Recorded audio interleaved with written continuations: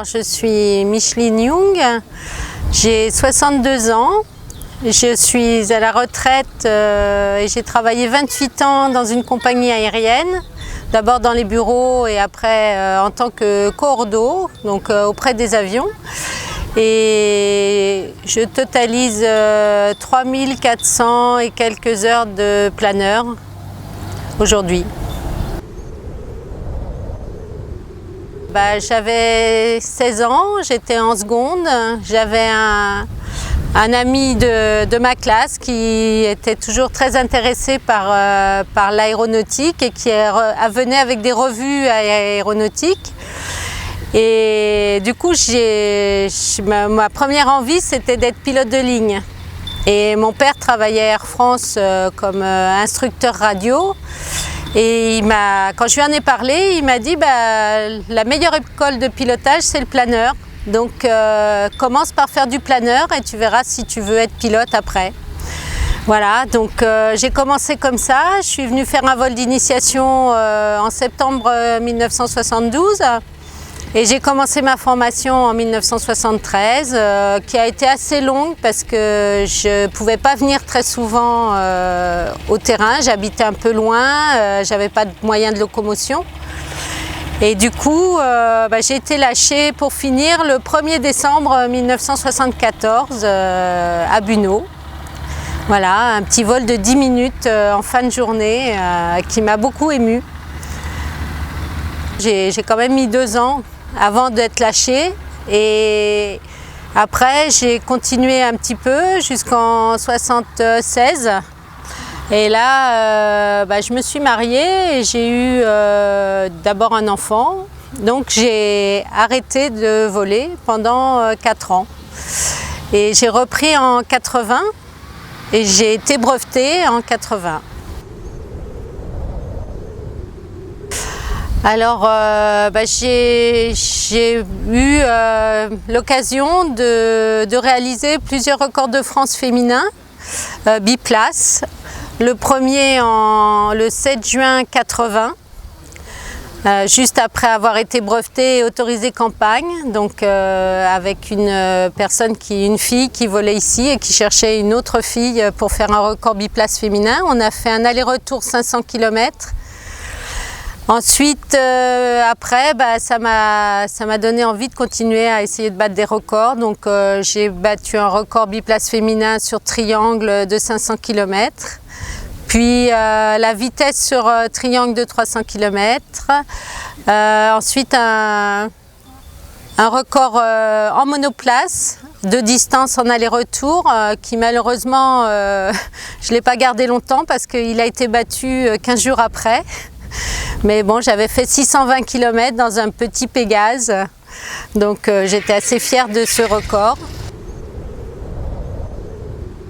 Le premier conseil que je lui donnerais, c'est d'essayer de faire un stage pour avancer vite.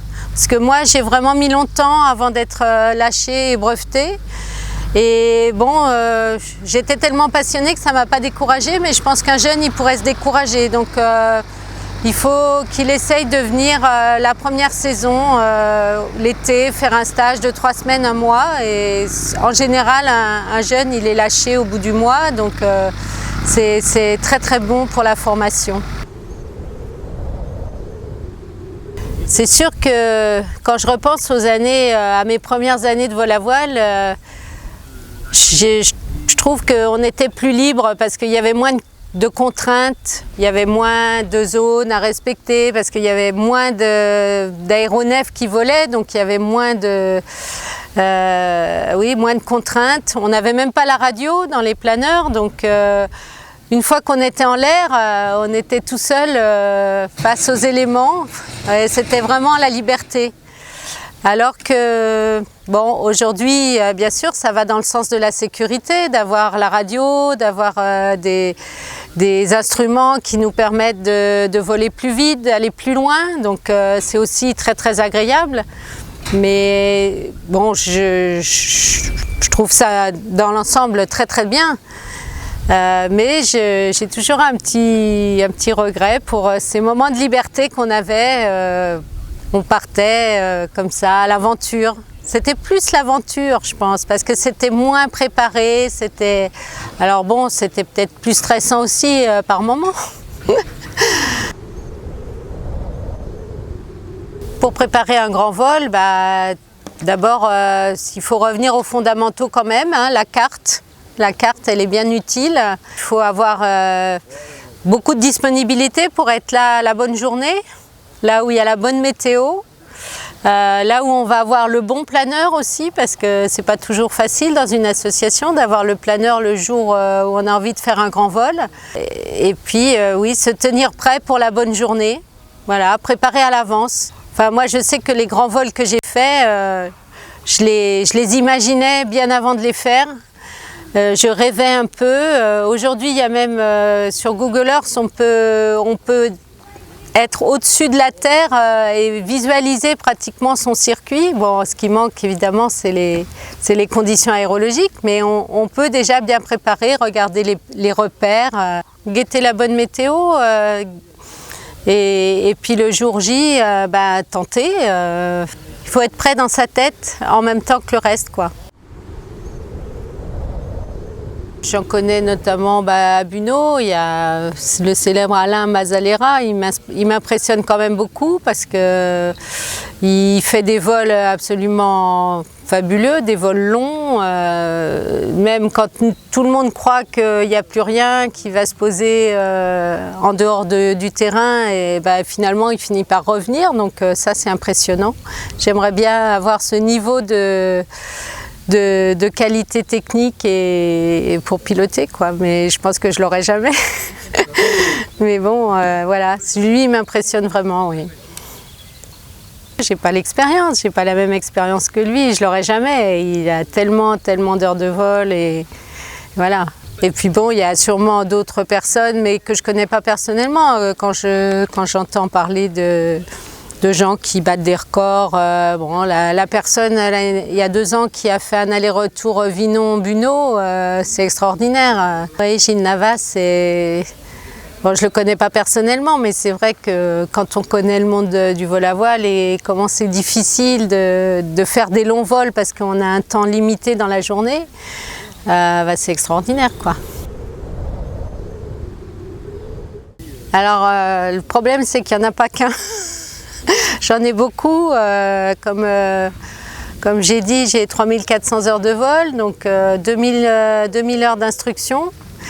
Donc des souvenirs émouvants, c'est des lâchers d'élèves. Évidemment, le premier que j'ai lâché, j'étais sans doute aussi émue que lui. Après, mon premier circuit 500 km réussi.